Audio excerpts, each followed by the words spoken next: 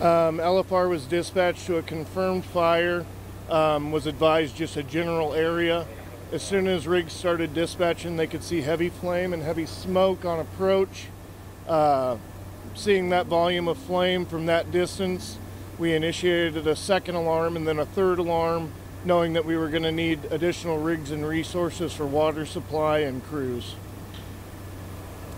On arrival, all the engines kind of surrounded the incident, made sure that everybody was evacuated from the one residential structure that was involved. The resident that lives in that home advised that everybody was out, so we didn't have any life safety concerns at that point. From that point, we moved on to containment to keep it from spreading to the apartments nearby and the commercial structure to the west. After the primary bulk of the fire was knocked down, we started to release some of our resources, and now we're kind of in a holding pattern. We're going to have quite a bit of smoldering fire due to the lumberyard that was involved. There's going to be lots of fuel, lots of smoke, and lots of little fires over the next several hours. Any questions? Any idea what started it? At this time, I can't say at all. We haven't been able to get in there. This was a defensive operation from the very beginning due to the bulk of fire, and just it was so involved that we couldn't make entry. You mentioned the lumberyard involved. Is there anything else that was involved in addition? The lumberyard was completely involved. There was a residence that had damage to one side. We were able to save most of the structure. There was also an RV involved. You're probably going to hear that there were several explosions and stuff that was going on. Those were propane cylinders, both from the lumberyard and stored by the RV. Do you know like what building it started at? Was it one of the residences, or was it the lumberyard? I can't say with 100% certainty, but there was only a lumberyard and a residence, and with the state of the fire being primarily the lumberyard, at this point it's looking like it was the lumberyard. Do you guys have any idea how long you're going to have, let's say, aerial operations going on? There's a lot going on here. You know how long you'll be here for? I can't say for 100% certainty. Our plan right now is a minimum of 6 hours for fire watch. And that's due to the inabilities to put the fire out because fires between layers of lumber that have collapsed on top of each other. You just can't get water to it. Go ahead. Do you guys know who called it in or anything? I have no idea. We were dispatched through the 911 system. So how many people are I can't hear you, sir. Do you know if the fire started outside or inside?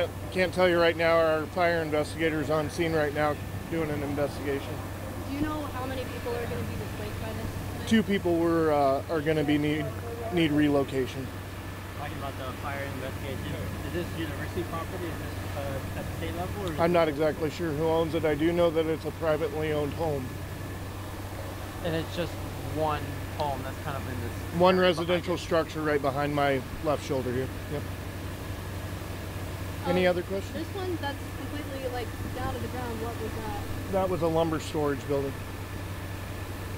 Is there any other damage to surrounding cars or any other property nearby? I can't speak to any cars. There is some thermal damage, as you can see, to the siding on this apartment complex. I do know there's no extension to the commercial structure to the west. I mean, coming up and seeing a scene like this, immediately calling in extra people, why is it so important to be on the defensive with a fire like this? With a fire like this, with the bulk of flame that we had and the heavy fuel load that we had, the potential for extension to other structures and beyond is very great. So it's imperative that we get large volumes of water, and in order to do that, we have to bring water from multiple sources. We've had several thousands of feet of supply line from 6 different hydrants to supply this operation today. And with that takes rigs and people. Do you know how many firefighters have responded to this? At this time, I don't have an exact number, but I can get that for you later.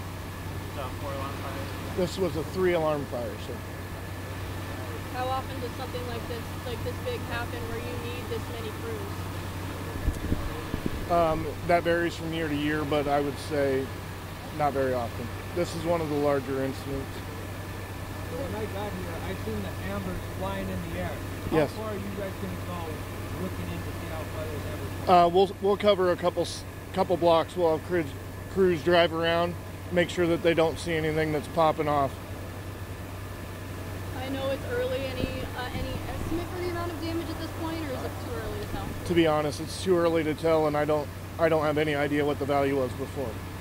Did the weather play any effect in this wind? Actually, we were very fortunate. The wind had kind of died down, and it helped us in that aspect, and also having the milder temperatures, not having the freezing temperatures like we had on the 25th Street fire. Our crews were able to be more efficient, and we weren't having to recycle them near as much. Anything else you want to add? Anything you think is important? No, I appreciate everybody that directed us in. I appreciate that when we asked them to stay back, they stayed back and allowed us to do our jobs. And I just really appreciate the fire crews that got here. They're well trained, they got after it, they did what they needed to do, and that's why we were able to get it under control so quickly. One last thing for me. Hey, Yes, sir. great job tomorrow. Yeah, right now. I live off the 30th. I left mine out. I was able to Yep. Yep. I want to see that all the things that's awesome. Great job. I appreciate that. They did good work.